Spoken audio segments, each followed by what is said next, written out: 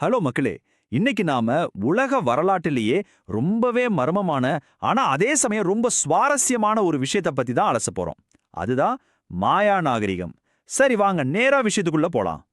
ஒரு நிமிஷம். இதை யோசிச்சு பாருங்க. பெரிய பெரிய பாறைகளை நகர்த்த ஒரு சக்கரம் கிடையாது, பாறையை செதுக்க இரும்பு கிடையாது. ஆனா வானளாவிய பிரமிடுகளை எப்படி அவங்களால கட்ட முடிஞ்சது? கொஞ்சம் நினைச்சு பார்த்தாலே தலை சுத்துது இல்ல? இந்த ஒரு கேள்விக்கான விடையை நோக்கி தான் நாம இப்ப பயணிக்க போறோம். இன்னைக்கு நாம என்னென்ன பார்க்க போறோம்னா, மாயா நாகரிகம் எங்க தொடங்குச்சு, அவங்களோட மலைக்க வைக்கிற கட்டடக்கலை, அவங்க கணித மற்றும் வானியல் அறிவு, மத நம்பிக்கைகள், அழிக்கப்பட்ட அவங்களோட நூல்கள், அப்புறம் கடைசியா அவங்களோட வீழ்ச்சியும் இன்றைய நிலையும். இதான் இன்னைக்கு நம்ம லிஸ்ட். முதல்ல மாயா நாகரிகத்தோட தோற்றம். இவ்ளோ பிரம்மாண்டமான ஒரு கலாச்சாரம் எப்போ எங்க ஆரம்பிச்சதுன்னு பாப்போம். அவங்களோட வரலாற்றை கொஞ்சம் கவனிங்க. கிமு 3114ல இவங்களோட அந்த ரொம்ப பிரபலமான நாட்காட்டி தொடங்குது. கிமு 2200ல நாகரிகம் உருவானதா வரலாற்று அறிஞர்கள் சொல்றாங்க. அப்படியே கொஞ்சம் கொஞ்சமா வளர்ந்து கிமு 1800ல பசிபிக் கடற்கரை ஓரமா குடியேற ஆரம்பிச்சாங்க. ஆனா கிபி 250ல இருந்து 900 வரையிலான காலகட்டம் இருக்கு. அதுதான் அவங்களோட நிஜமான பொற்காலம். அதாவது லட்சக்கணக்கான மக்களோட ஒரு மாபெரும் சாம்ராஜ்யமா அவங்க விஸ்வரூபம் எடுத்த காலகட்டம் அது.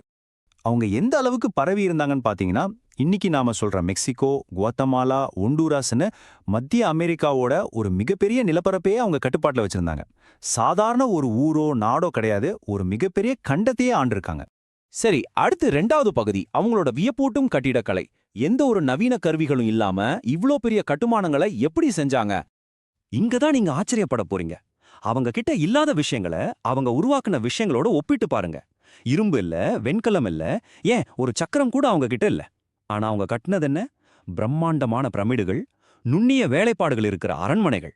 எந்திரங்கள் இல்லாம முழுக்க முழுக்க மனித உழைப்பை மட்டுமே வச்சு வெறும் கைகளாலேயே இதையெல்லாம் செதுக்கியிருக்காங்கன்னா எப்பேற்பட்ட கட்டிடக்கலை நிபுணர்கள் அவங்க இருந்திருக்கணும். பகுதி 3. மாயர்களின் கணிதமோ வானியலும். வெறும் கட்டடக்கலையில மட்டுமில்ல, அவங்களோட மூளையும் ரொம்ப கூர்மையா இருந்திருக்கு. அவங்களோட கணித முறை எப்படி இருந்துச்சுன்னா, 20 அடிமான முறை அப்படின்னு சொல்ற ஒரு கணக்கீட்டை பயன்படுத்தினாங்க. இதுல ரொம்பவே ஆச்சரியமான விஷயம் என்னன்னா, உலகத்தோட பெரிய பெரிய அறிஞர்களான கிரேக்கர்கள், அராபியர்கள் எல்லாம் பூஜ்யம் அப்படிங்கிற ஒரு விஷயத்தை கண்டுபிடிக்கிறதுக்கு பல 100 வருஷங்களுக்கு முன்னாடியே மாயங்கள் அதை ரொம்ப சாதாரணமா பயன்படுத்திட்டு இருந்தாங்க. ஒரு கோடு, ஒரு புள்ளி, இதையெல்லாம் வச்சுக்கிட்டு பல லட்சக்கணக்கான எண்களை ஈஸியா கணக்கு பண்ணிருக்காங்க. உண்மையிலே அவங்க காலத்தை தாண்டிய சிந்தனையாளர்களா இருந்திருக்காங்க. அது மட்டும் இல்ல, வானியல் அவங்க பண்ண சாதனைகள் இருக்க, சூரியன், சந்திரன், புதன், சுக்கிரன்னு எல்லா கிரகங்களோட சுழற்சியையும் எந்த தொலைநோக்கியும் இல்லாமலே ரொம்ப துல்லியமா கணக்கு போட்டாங்க. குறிப்பா சூரிய கிரகணம், சந்திர கிரகணம் எப்ப நடக்கும் அப்படிங்கறத பல வருஷங்களுக்கு முன்னாடியே மிகச்சரியாக கணிச்சு சொல்லியிருக்காங்க. எப்படி இதெல்லாம் சாத்தியமாச்சுன்னு நினைக்கும் போதே பிரமிப்பா இருக்குல்ல. சரி, இவ்ளோ பெரிய அறிவியல் அறிவை அவங்க எதுக்கு பயன்படுத்தினாங்க? அதுதான் நம்ம 4வது பகுதி. அவங்களோட மத நம்பிக்கைகளும் சடங்குகளும். அதாவது அவங்களோட அறிவியலும் ஆன்மீகமும் வேற வேற இல்ல.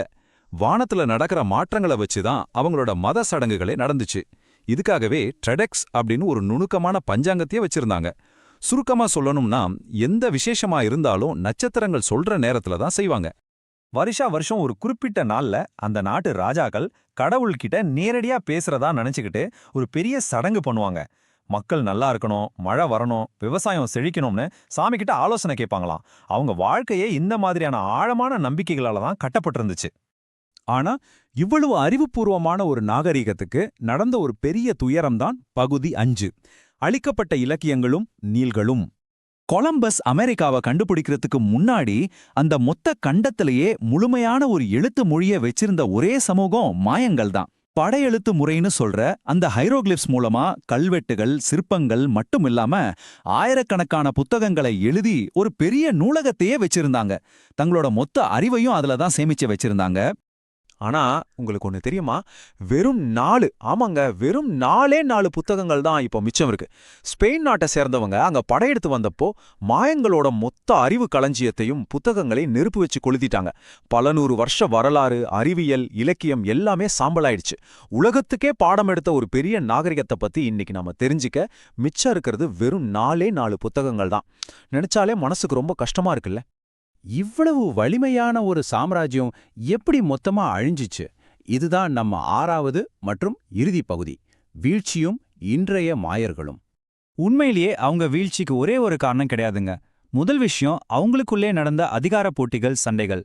ரெண்டாவது ரொம்ப முக்கியமான விஷயம், காடுகளை அழிச்சு இயற்கைக்கு முரணா அவங்க பண்ண விவசாயம் அவங்களுக்கே பெரிய ஆபத்தா முடிஞ்சிருச்சு.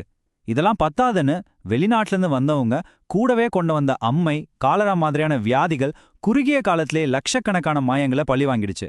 கொஞ்சம் கொஞ்சமா அந்த சாம்ராஜ்யம் அப்படியே சரிஞ்சிருச்சு. அப்படின்னா மாயங்கள் மொத்தமா உலகத்தை விட்டே அழிஞ்சிட்டாங்களா? உண்மை என்னன்னா இல்லவே இல்ல. சுமார் 6 லட்சம் இவ்ளோ பெரிய பேரழிவிலிருந்தும் தப்பிச்சு இன்னைக்கும் 6 லட்சம் மாயன் வம்சாவளியினர் மெக்சிகோ, குவாத்தமாலா மாதிரியான நாடுகள்ல வாழ்ந்துட்டு தான் இருக்காங்க.